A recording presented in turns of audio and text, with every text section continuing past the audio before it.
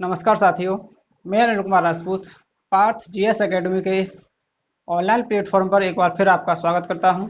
जैसा कि हमने संविधान की श्रृंखला को प्रारंभ किया हुआ है, आज उसी से आगे की हम बात करेंगे। तो आज का जो हमारा टॉपिक स्टार्ट होगा वो होगा मॉन्टेग्यू चेम्सफोर्ड सुधार 1919 से। ठीक है, इससे पहले हमने मार्ले मिंटो सुधार अधिनियम 1909 अथवा भारत शासन अधिनियम 1909 पढ़ चुके हैं। उसके बाद जो अधिनियम आया उसे हम कहते हैं मॉन्टेग्यू चेम्सफोर्ड सुधार अधिनियम 1919। ठीक है ना।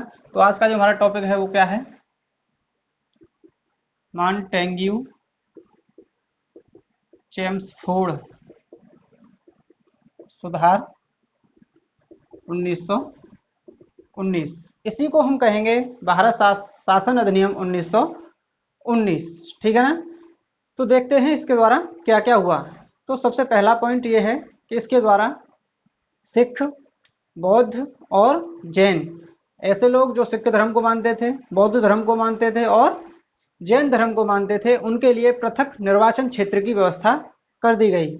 हमने 1909 के अधिनियम में पढ़ा था कि 1909 के मार्ले मिंटो सुधार के द्वारा मुस्लिमों के लिए ओनली सिर्फ मुस्लिमों के लिए ही पृथक निर्वाचन क्षेत्र की व्यवस्था की गई थी। लेकिन जैसे ही मुस्लिमों के लिए पृथक निर्वाचन क्षेत्र की व्यवस्था हुई, उसके बाद से ही सभी धर्म के लोगों ने अपने अपने लिए पृथक निर्वाचन क्षेत्र की मांग करना शुरू कर दी। तो उसके द्वारा क्या हुआ? 1919 के अधिनियम के द्वारा सिखों को, सिख, बौद्ध और जैनों को पृथक निर्वाचन क्षेत्र की व्यवस्था कर दी गई। पृथक निर्वाचन क्षेत्र की व्यवस्था कर दी गई। ठीक है ना। हाँ, एक बात और, मार्ले मिंटो सुधार में भी मैंने आपके लिए बताया था कि मार्ले मिंटो सुधार में जो पहला व्यक्ति था वो भारत का सचिव था और जो दूसरा व्यक्ति था वो भारत का वायसराय था। उसी के प्रकार जो मॉन्टेग्यू हैं इस समय भारत के सचिव हैं। भारत सचिव कौन है? मॉन्टेग्यू हैं, 1919 की बात चल रही है। और चेम्सफोर्ड कौन है?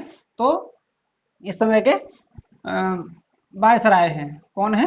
वायसराय हैं। और 1919 13 अप्रैल 1919 को घटना घटित हुई थी, जलियांवाला हत्याकांड। उस समय जो वायसराय था वो भी कौन थे? लॉर्ड चेम्सफोर्ड ही थे। ठीक है ना। तो इस अधिनियम के द्वारा सबसे पहला पॉइंट ये है कि सिख धर्म के लोग, बौद्ध धर्म के लोग और जैन धर्म के लोगों के लिए पृथक निर्वाचन क्षेत्र की व्यवस्था कर दी गई। उसके बाद जो दूसरा पॉइंट है, दूसरा पॉइंट इसका ये है कि दूसरा पॉइंट, भारत में द्वैत शासन को लागू कर दिया गया। प्रांतों में द्वैत शासन को लागू कर दिया गया। और कितने प्रांतों में लागू किया गया? तो 8 प्रांतों में लागू किया गया। ठीक है ना। तो 8 प्रांतों में द्वैध शासन लागू किया गया। द्वैध शासन का मतलब ड्युअल शासन, दोहरा शासन। ठीक है ना।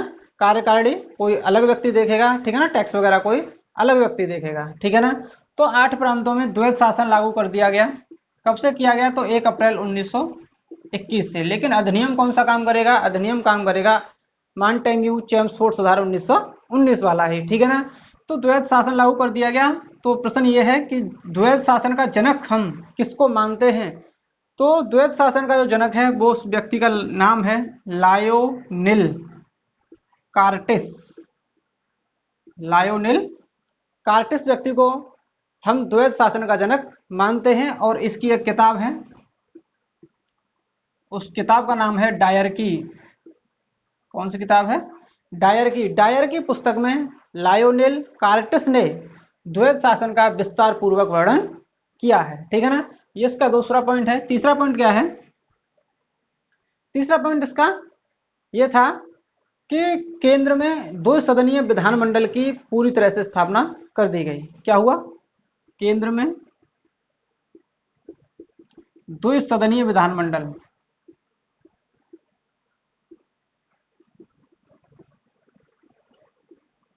की स्थापना हुई। इससे पहले 1909 के अधिनियम के द्वारा केंद्र में पूरी तरह से विधान परिषद की स्थापना हुई थी। ठीक है ना, जो कि अकेली थी। लेकिन 1919 के अधिनियम के द्वारा केंद्र में द्विसदनीय विधानमंडल बना दिया गया, जैसे कि आजकल होता है, जैसे हमारी संसद है, संसद द्विसदनीय है, ठीक है ना, एक लोकसभा दूसरी राज्यसभा, उसी प्रकार से केंद्र में द्विसदनीय विधानमंडल की स्थापना किस अधिनियम के द्वारा हुई, तो 1919 के अधिनियम के द्वारा हुई, ठीक है ना। अब द्विसदनीय थी तो इसमें 2 सदन होंगे, कितने सदन होंगे इसमें, 2 सदन होंगे। इसमें जो पहला सदन था उसका नाम था राज्य परिषद, क्या था भैया, राज्य परिषद, और इसी को हम कहते हैं उच्च सदन, उच्च सदन, राज्यसभा राज्य परिषद, ठीक है ना। इसमें जो सदस्य संख्या थी वो 60 थी, कितनी थी, 60 थी, ठीक है ना। अर्थात जो 1909 का विधान परिषद था उसी को बदल करके क्या कर दिया गया, राज्य परिषद बना करके उच्च सदन की संज्ञा दे दी गई, ठीक है ना। सदस्य कितने हैं, 60 हैं, जिसमें से जो 34 सदस्य होंगे उनका निर्वाचन होगा, ठीक है ना, और जो इसमें से शेष रह जाएंगे 26, उसको क्या करेंगे हम, मनोनीत करेंगे, मनोनीत करेंगे। और इसका जो कार्यकाल होगा वो 5 वर्ष का होगा, कार्यकाल कितने वर्ष का होगा, 5 वर्ष का होगा। उसके बाद जो दूसरा सदन रह गया उसे हम कहेंगे विधानसभा।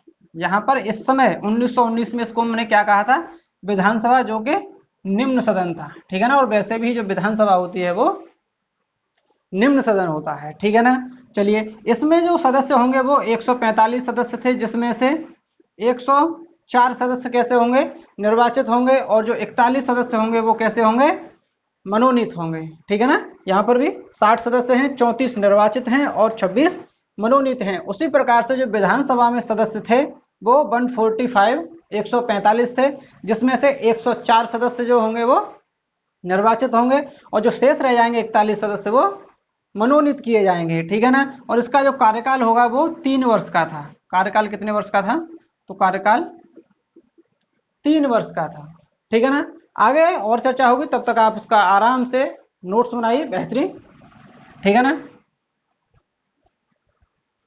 आगे इसमें क्या हुआ, चौथा पॉइंट, भारत में सबसे पहले 1919 के अधिनियम के द्वारा महिलाओं को वोट डालने का अधिकार दिया गया।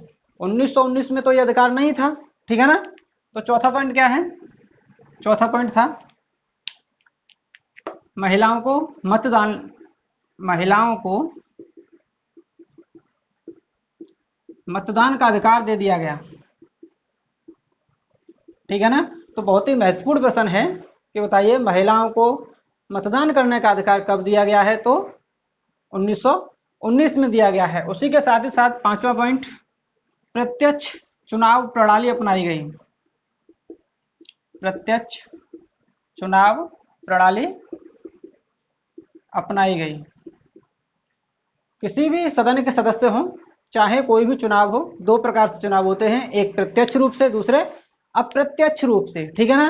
तो 1892 का अधिनियम मैंने आपके लिए पढ़ाया होगा। 1892 के अधिनियम में भारत में सबसे पहले निर्वाचन पद्धति को स्वीकार किया गया था, जो कैसी थी, अप्रत्यक्ष थी, कैसी थी, इनडायरेक्ट थी। लेकिन 1919 के अधिनियम के द्वारा प्रत्यक्ष चुनाव प्रणाली को अपना लिया गया और भारत में महिलाओं को मत डालने का अधिकार दे दिया गया, ठीक है ना। छठा पॉइंट यह है कि इसके द्वारा लोक सेवा आयोग का गठन किया गया, लोक सेवा आयोग, लोक सेवा आयोग का क्या किया गया, गठन किया गया, ठीक है ना। 7वां पॉइंट यह है कि जो भारत सचिव है उसके लिए महालेखा परीक्षक को नियुक्त करने की शक्ति दे दी गई। महालेखा परीक्षक मतलब नियंत्रक एवं महालेखा परीक्षक, CAG, ठीक है ना। तो कैग को नियुक्ति करने की शक्ति किसको दे दी गई, भारत सचिव को दे दी गई, कि भारत सचिव जिस व्यक्ति को चाहे क्या बना सकता है, भारत का महालेखा परीक्षक बना सकता है, ठीक है ना। उसके बाद सबसे महत्वपूर्ण पॉइंट 8 नंबर, जिस पर काफी समय तक चर्चा होगी, 8वां पॉइंट इसका यह था कि इसी अधिनियम में यह कहा गया था कि प्रत्येक 10 वर्ष के बाद, प्रत्येक 10 वर्ष के बाद भारत में एक कमीशन भेजा जाएगा, हर वर्ष बाद, हर 10 वर्ष बाद भारत में एक कमीशन भेजा जाएगा। ये कमीशन भारत जाएगा और भारत में जो घटनाएं घटित हो रही हैं उसकी जांच करेगा कि वास्तव में सही है अथवा गलत है, ठीक है ना। तो जो साइमन कमीशन भारत में आया था, तो साइमन कमीशन किसके आधार पर आया था? तो इस 1919 के अधिनियम के आधार पर ही भारत में आया था। ठीक है ना, तो उसको मैं रफ किए देता हूं।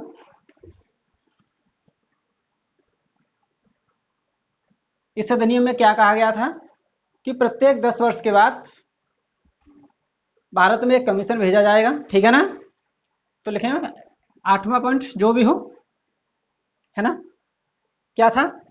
तो इसी के तहत, इसी अधिनियम के तहत 8 नवंबर 1927 को, समय से पहले ही 1919 में इस बात को कहा गया था कि प्रत्येक 10 वर्ष के बाद भेजा जाएगा। प्रत्येक 10 वर्ष का मतलब लगभग 1929 अथवा 1930 में ये आना था, लेकिन समय से पहले ही आ गया। कब आया था? तो 8 नवंबर 1927 को साइमन कमीशन का गठन हुआ था इंग्लैंड में। साइमन कमीशन का क्या हुआ है? गठन हुआ है। कहां पर? इंग्लैंड में। ठीक है ना, इसके जो अध्यक्ष हैं वो सर जॉन साइमन है। कौन है इसके अध्यक्ष? सर जॉन साइमन है, सॉरी। ठीक है ना, उसके बाद ये जो कमीशन है 3 फरवरी 1928 को मुंबई में पहुंचा था। कहां पर आया है? मुंबई में आया है। ठीक है ना, और मुंबई में इसका स्वागत महात्मा गांधी ने किया है। मतलब पहले से पता था कि एक कमीशन भारत में आ रहा है। ठीक है ना, तो कहां पर आया था? मुंबई में आया था। तो मुंबई में महात्मा गांधी पहले से ही मौजूद थे। मतलब महात्मा गांधी अपनी पहचान बनाने के लिए ऐसे काम करते ही रहते थे। जब हम हिस्ट्री पढ़ रहे होंगे भारतीय राष्ट्रीय आंदोलन, उसमें बहुत अच्छे से समझ में आएगा। ठीक है ना, मुंबई में आया। ठीक है ना, उसके बाद क्या हुआ? मुंबई में इसका स्वागत किया किसने? महात्मा गांधी ने। ठीक है ना, और हम सब जानते हैं कि साइमन कमीशन का बहुत ही जोर शोर से विरोध हुआ था। ठीक है ना, तो इसका विरोध क्यों हुआ था? विरोध क्यों हुआ था इसका? ठीक है ना, तो इस कमीशन में कुल मिलाकर के 7 सदस्य थे, और जो सातों के सातों सदस्य थे वो अंग्रेज थे। एक बात बताइए आप ही कि आप लोग भारत में जो भी घटनाएं घटित हो रही हैं उनकी जांच करने के लिए जा रहे हैं, तो आपके लिए क्या पता?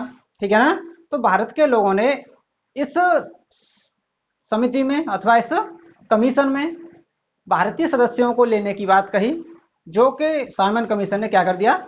मना कर दिया। ठीक है ना, तो उसका क्या हुआ? विरोध हुआ था। ठीक है ना, तो विरोध क्यों हुआ था? क्योंकि इसमें जो सदस्य थे, इसमें जो सदस्य थे वो कितने थे? 7 थे, और सातों के सातों कौन थे? अंग्रेज थे।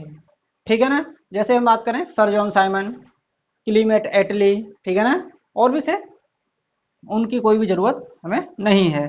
ठीक है ना, तो इस कमीशन का बहिष्कार करने का विचार पहले ही बना लिया गया था। ठीक है ना, तो एक बार परीक्षा में पूछा भी गया था कि बताइए साइमन कमीशन का बहिष्कार करने का विचार कांग्रेस के किस अधिवेशन में किया गया था? ठीक है ना, तो कांग्रेस का अधिवेशन हुआ था बहिष्कार का विचार, साइमन कमीशन के बहिष्कार का विचार किसमें किया गया था?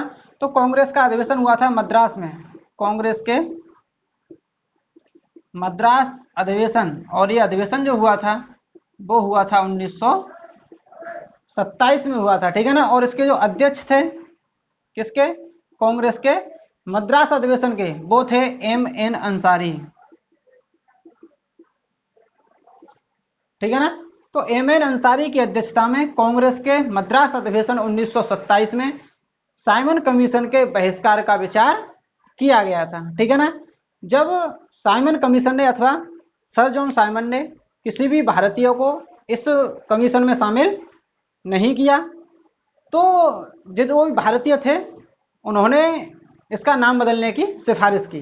ठीक है ना, कि ऐसा करिए इसमें कोई भी भारतीय सदस्य शामिल नहीं है, तो इसका नाम चेंज कर दीजिए। जब इसका नाम चेंज करने की बात कही तो महात्मा गांधी ने, किसने? महात्मा गांधी ने इस कमीशन के लिए कहा था श्वेत कमीशन, कि भाई ये श्वेत कमीशन है। श्वेत का मतलब अंग्रेज कमीशन है, ठीक है ना, श्वेत कमीशन अथवा white man commission, white man commission, ठीक है ना। तो आगे हम चले। जब इसको व्हाइट मैन कमीशन कहा तो उसके बाद हम ये देखें कि इसका विरोध किस किस जगह पर किस किस व्यक्ति ने किया है, ठीक है ना। तो उसका जो विरोध हुआ है, मुंबई में महात्मा गांधी हैं। मुंबई में कौन थे? महात्मा गांधी। मुंबई में इसका विरोध किसने किया है? महात्मा गांधी ने किया है। और हम सब जानते हैं लाहौर अथवा पंजाब वाला क्षेत्र, ठीक है ना। तो लाहौर में इसका विरोध किसने किया था? लाला लाजपत राय ने किया था। किसने किया था? लाला लाजपत राय ने किया था। वही हम बात करें लखनऊ वगैरह में भी इसका विरोध हुआ। लखनऊ में इसका विरोध खली कुज्जमा नाम के व्यक्ति ने किया था। मद्रास में इसका विरोध टी प्रकाशम नाम के व्यक्ति ने किया था, ठीक है ना। ये बात तो सही है कि साइमन कमीशन का विरोध हुआ, लेकिन भारत में ऐसे भी लोग थे जिन्होंने साइमन कमीशन को सपोर्ट किया, ठीक है ना। तो ऐसे कौन से व्यक्ति हैं जिन्होंने साइमन कमीशन को क्या किया था? सपोर्ट किया था, साइमन कमीशन का साथ दिया था कि आप लोग अपनी रिपोर्ट बनाइए अथवा अपनी जांच करिए, ठीक है ना। तो मुस्लिम लीग का सफी गुट था। मुस्लिम लीग के सफी गुट ने, ठीक है ना। मद्रास की एक पार्टी थी जिसका नाम था जस्टिस पार्टी, ठीक है ना। एक और पार्टी थी पंजाब की। कहाँ की थी? पंजाब की पार्टी थी जिसका नाम था यूनियनिस्ट पार्टी, ठीक है ना। तो इन दलों ने साइमन कमीशन को क्या किया था? सपोर्ट किया था, ठीक है ना। इन्होंने सपोर्ट किया था, ठीक है ना। उसके बाद हम ये देख लें कि जो साइमन कमीशन आया था उसने अपनी रिपोर्ट कब पेश की थी, ठीक है ना। तो साइमन कमीशन ने जो अपनी रिपोर्ट पेश की है वो की है 27 मई 1930 को। 27 मई 1930 को साइमन कमीशन ने जो रिपोर्ट बनाई थी, साइमन रिपोर्ट पेश की, ठीक है ना। इस रिपोर्ट में क्या क्या कहा था साइमन कमीशन ने, उस पर एक नजर देखते हैं। तो इसमें कहा था कि ऐसा करिए, प्रांतों में द्वैध शासन को समाप्त कर दीजिए। प्रांतों में द्वैध शासन समाप्त कर दिया जाए। अरे जो अभी चालू हुआ था 1919 के अधिनियम के द्वारा, ठीक है ना, उसको बंद करने की सिफारिश की थी किसने? साइमन कमीशन ने। और कहा था कि प्रांतों में तो समाप्त कर दीजिए लेकिन केंद्र में लागू कर दीजिए। किस में लागू कर दीजिए? केंद्र में लागू कर दीजिए। दूसरा पॉइंट क्या कहा था? दूसरा पॉइंट ये कहा था कि बर्मा को भारत से अलग कर दीजिए। बर्मा को भारत से अलग कर दीजिए, ठीक है ना। तीसरा पॉइंट कहा था कि केंद्र में एक सुप्रीम कोर्ट बना दिया जाए। केंद्र में सुप्रीम कोर्ट की स्थापना की जाए, ठीक है ना। तो ये कहा था साइमन कमीशन ने, ठीक है ना। क्योंकि जो अब तक हमारे यहाँ पर सुप्रीम कोर्ट था वो वही था 1773 के रेगुलेटिंग एक्ट के द्वारा जो बना था 1774 में। कहाँ पर था? कलकत्ता में, ठीक है ना। लेकिन इसके द्वारा कहा गया था कि केंद्र में सुप्रीम कोर्ट बनाया जाए, ठीक है ना। तो ये थी हमारी साइमन कमीशन। जो भी रिपोर्टें साइमन कमीशन ने पेश की, उन साइमन कमीशन की रिपोर्ट को, इस रिपोर्ट को अमान्य घोषित कर दिया गया। इस रिपोर्ट को किसी ने भी नहीं माना, ठीक है ना। और एक व्यक्ति थे जिसका नाम था शिव स्वामी अय्यर। शिव स्वामी अय्यर। शिव स्वामी अय्यर नाम के व्यक्ति ने इस साइमन रिपोर्ट को कहा था, क्या कहा था? कूड़े की टोकरी के समान। कूड़े की टोकरी के समान, ठीक है ना। तो ये था हमारा साइमन कमीशन। उसके बाद क्या हुआ? इस समय जो भारत का सचिव है उसका नाम है लॉर्ड बर्कन हेट। क्या नाम था उसका? लॉर्ड बर्कन हेट, ठीक है ना। इस समय भारत सचिव लॉर्ड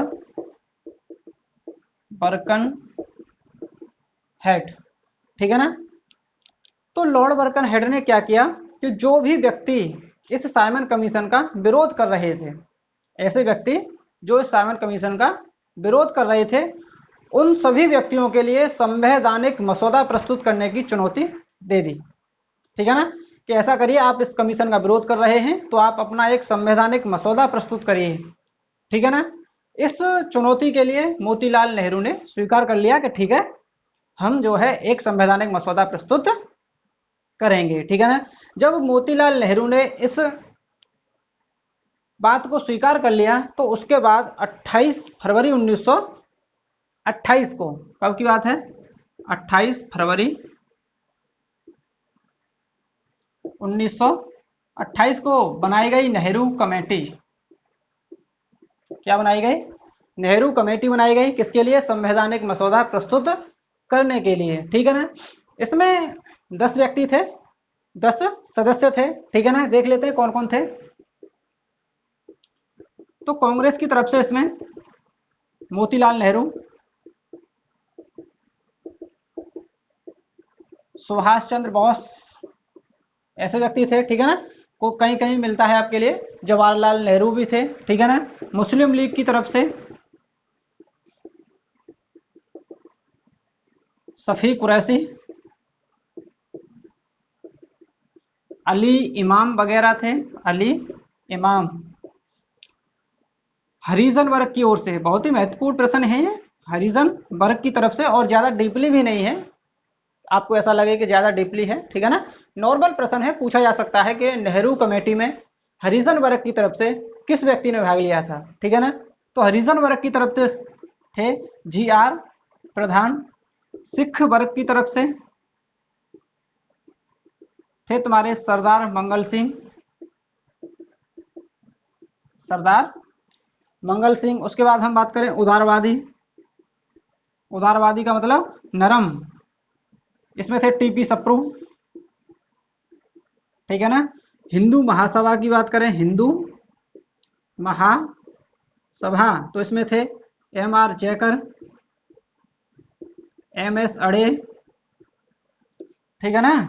और कुछ रह गया क्या, शायद कुछ रह गया है, श्रमिक दल रह गया, श्रमिक दल की तरफ से थे MN रॉय अथवा MN जोशी, ठीक है ना।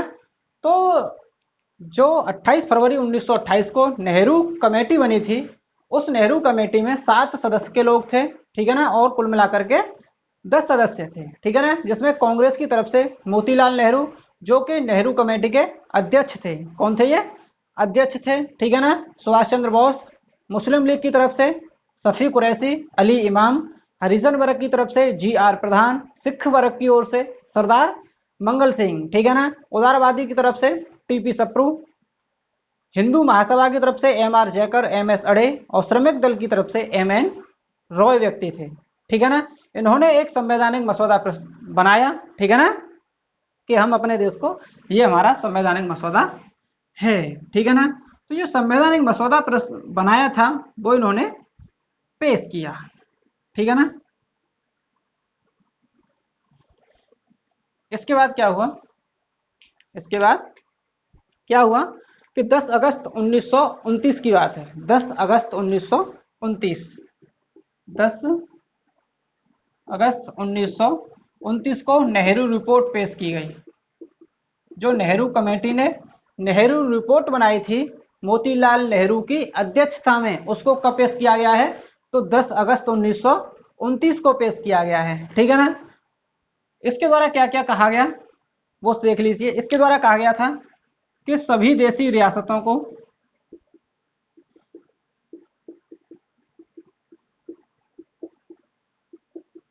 केंद्र के अधीन किया जाए, ठीक है ना। जो भी भारत में देशी रियासतें हैं, उन देशी रियासतों के लिए केंद्र के अधीन कर दिया जाए, ऐसे मैं बोल देता हूं, ठीक है ना। दूसरा पॉइंट इसने कहा था बर्मा को भारत से अलग कर दिया जाए, सही बात थी, ठीक है ना। तीसरा पॉइंट इसने कहा था कि भारतीयों के लिए मौलिक अधिकार दिए जाएं, ठीक है ना। तो मौलिक अधिकार की बात भी कही थी, प्रांतीय स्वतंत्रता की बात कही थी कि जितने भी प्रांत हैं उनके लिए स्वतंत्र कर देना चाहिए अपने आप में, ठीक है ना। दूसरी बात यह कही थी कि प्रांतों में जो द्वैध शासन लगा है उसको भी समाप्त कर दिया जाए, ठीक है ना। और जो निर्वाचन पद्धति चल रही है सांप्रदायिक, सांप्रदायिक का मतलब मुस्लिमों के लिए अलग, सिखों के लिए अलग, बौद्धों के लिए अलग, जो ये प्रणाली चल रही है सांप्रदायिक चुनाव प्रणाली, इसको भी समाप्त कर दिया जाए। लेकिन अल्पसंख्यक जो व्यक्ति हैं, अल्पसंख्यक का मतलब जो ऐसे धर्म के लोग जो कम मात्रा में हों, ठीक है ना, तो अल्पसंख्यकों के लिए निर्वाचन में स्थान सुनिश्चित कर दें कि इतनी सीटें अल्पसंख्यकों के लिए ही होंगी, ठीक है ना। तो ये कहा था किसने? नेहरू कमेटी ने अथवा नेहरू रिपोर्ट ने, ठीक है ना। लेकिन नेहरू रिपोर्ट की जो बातें थी वो मुस्लिम लीग ने, कांग्रेस ने और सभी दलों ने मानने से इनकार कर दें कि भैया ऐसा नहीं हो सकता, ठीक है ना। और ये रिपोर्ट भी कैसी रही? असफल रही। कैसी रही? असफल रही, ठीक है ना। मुस्लिम लीग ने जब इसको मानने से इनकार कर दिया तब मोहम्मद अली जिन्ना ने, मोहम्मद अली जिन्ना ने, मोहम्मद अली जिन्ना ने 14 सूत्रीय मांग रखी, 14 सूत्रीय मांग रखी। किसने रखी थी ये? मोहम्मद अली जिन्ना ने रखी थी जब नेहरू रिपोर्ट को नहीं माना था तब। और कब रखी थी? तो 29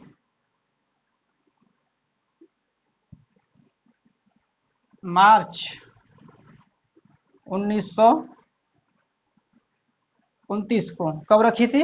29 मार्च 1919 को रखी थी, ठीक है ना। लेकिन कहीं ना कहीं गड़बड़ है एक, ठीक है ना। ये जो 1929 है ये 1929 नहीं है, ये 1928 है। तभी तो नेहरू रिपोर्ट पेश होगी और तब जाकर के ये क्या रखी जाएगी? 14 सूत्रीय मांग रखी जाएगी, ठीक है ना। चलिए उसके बाद क्या हुआ? जब नेहरू रिपोर्ट की बात हुई नहीं मानी गई, 14 सूत्रीय मांग भी नहीं मिले। उसके बाद 1933 की बात है। कब की बात है? 1933 की। 1933 के एक्ट में अथवा सॉरी 1933 में ब्रिटिश संसद ने एक श्वेत पत्र जारी किया। जब ब्रिटिश संसद ने 1933 में एक श्वेत पत्र जारी किया, उसके बाद इस समय भारत का वायसराय है, उसका नाम है लॉर्ड लिनलिथगो, ठीक है ना। लॉर्ड लिनलिथगो ने एक संयुक्त कमेटी बनाई। जो कमेटी बनाई गई उस कमेटी ने एक रिपोर्ट तैयार की और जो रिपोर्ट तैयार की थी वो रिपोर्ट 1935 में जाकर के पारित हो पाई। जब 1935 में ये रिपोर्ट पारित हुई तो इसी को हमने कहा था भारत शासन अधिनियम 1935, जो कि संविधान का एक महत्वपूर्ण भाग है, ठीक है ना। तो आज की जो क्लास है हम यहीं तक रखेंगे, ठीक है ना। कल जो हमारा टॉपिक होगा वो होगा भारत शासन अधिनियम 1935, ठीक है ना। चलिए तब तक पढ़ते रहिए।